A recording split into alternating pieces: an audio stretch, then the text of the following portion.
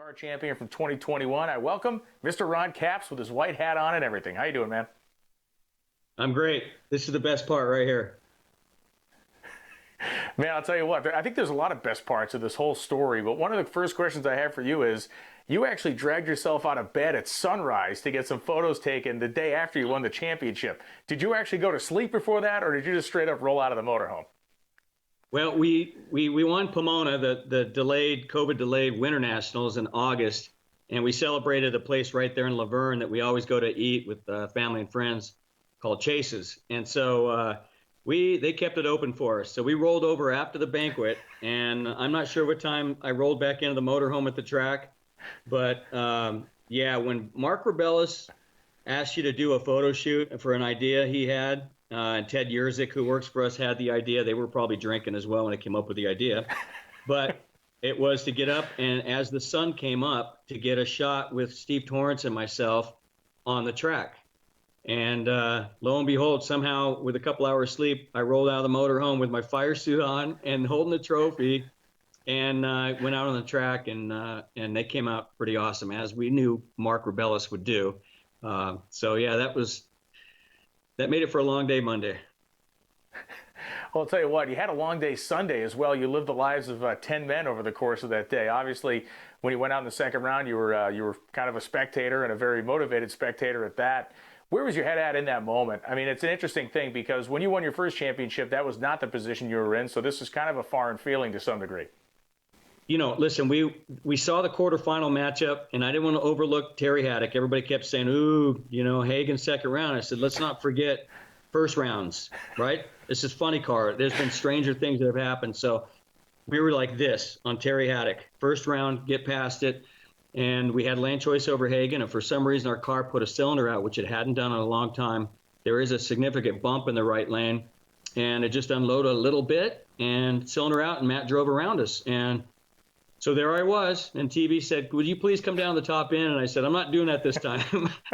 I'm not going to stand down there and then be stand and watch Hagan win and then be down there when he comes around the corner. It was uncomfortable every time I've done it. So I said, I'll stand at the starting line, and I'll get on my scooter and go down if Alexis and Dell pull it off. But so I can't even tell you my emotions. It was hard to see. There was a glare going on. The cars left. There's clutch dust everywhere, and all of a sudden Alexis's wind light came on, and she was in that right lane. So heck of a run by Dell and them, but my brain just didn't pick it up right away, and I thought I was going to throw up right there on the spot. We have a very tight-knit community in this sport, and you go back with Del Worsham many, many years. You guys have been friends for the majority of your lives. What does it mean to have him be kind of an integral piece of this? He was a guy that stepped up, delivered a great tune-up. Obviously, Alexis drove the car properly, but when I looked down out of our booth position after Alexis won that round, Connie and Del were among the first people to kind of surround you in that moment. Yeah, Nicky came running over. I haven't seen Nicky run like that in years. He came over and high-fived me. And Dickie Venables was right there, first there, and then I was looking for Dell through the crowd. So, yeah, him and I go way back. I got to drive his nostalgia funny car, the Blue Max, and just a lot. I really admire, and I've always looked up to Dell. Even when I was a crew member growing up, he was that kid that got to drive the funny car and could build one and then jump in it and drive it, like old school. And so I've always taken any advice from him. The year he won the championship, we took the crown, but he helped me quite a bit that year we won the championship in my driving behind the scenes. And this is a guy that I was battling against as well. So he's a heck of a guy. I'm just so glad him and Alexis made that run when they did on that certain day at that time. And we knew they were hot. They threw the countdown. That's a car that could easily, if it had been higher in the countdown, had a shot at a championship. So, yeah, it was cool to have them do it, of all people.